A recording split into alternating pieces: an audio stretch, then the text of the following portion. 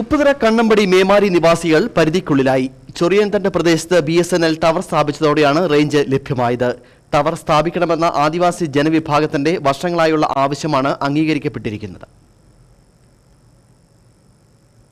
കണ്ണമ്പടി മേമാരി ആദിവാസി സങ്കേതങ്ങൾ വനത്തിന് നടുവിലാണ്. ഇവിടെയുള്ളവർക്ക് പുറം ലോകവുമായി ബന്ധപ്പെടണമെങ്കിൽ മരത്തിൽ കയറി റേഞ്ച് പിടിക്കണം. എല്ലാ മരങ്ങളിലും റേഞ്ച് ലഭിക്കണമെന്നുമില്ല. ഇവിടുത്തെ ജനവിഭാഗം റേഞ്ചില്ലാതെ വലിയ ദുരിതമാണ് അനുഭവിച്ചത്. ഇതിന് പരിഹാരം കാണണമെന്ന് നിരന്തരം ആവശ്യം ഉയർന്നിരുന്നു. എന്നാൽ നടപടി ഉണ്ടായില്ല. കഴിഞ്ഞ കോവിഡ് കാലത്ത് വിദ്യാഭ്യാസം ഓൺലൈനായപ്പോൾ റേഞ്ചിന്റെ അഭാവം ഇവിടുത്തെ കുട്ടികളുടെ വിദ്യാഭ്യാസവും മുടങ്ങി. ഇതേ തുടർന്നാണ് ജനപ്രതിനിധികൾ ടവർ എന്ന ആവശ്യമായി സർക്കാരിൽ സമ്മർദ്ദം ചെലുത്തിയത്. വനം വകുപ്പ് എതിർപ്പുമായി നിലകൊണ്ടു.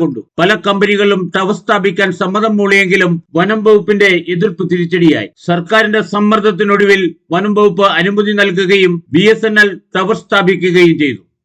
നിരന്തരമായ ജനപ്രതിനിധികളുടെയും രാഷ്ട്രീയ പ്രവർത്തകരുടെയും സാമൂഹിക പ്രവർത്തകരുടെയും ഇവിടുത്തെ പൊതുജനങ്ങളുടെയും ഊരുമൂപ്പന്മാരുടെയും ഊരുകൂട്ടത്തിൻ്റെയൊക്കെ തീരുമാനവും നിർദ്ദേശവും അഭിപ്രായവും നിവേദനങ്ങളും ഒക്കെ പരിഗണിച്ചിട്ട് നമ്മളിവിടുത്തെ BSNLന്റെ ടവർ ഇവിടെ പണി പൂർത്തീകരിച്ച് ഇപ്പോൾ കമ്മീഷൻ ചെയ്ത് ആളുകൾക്ക് ഉപയോഗപ്രദമായ രീതിയിൽ 4G അടക്കം ആളുകൾക്ക് നമുക്ക് കിട്ടുന്ന വിധത്തിലേക്ക് നമുക്ക് കൊണ്ടെത്തിക്കാൻ സാധിച്ചു.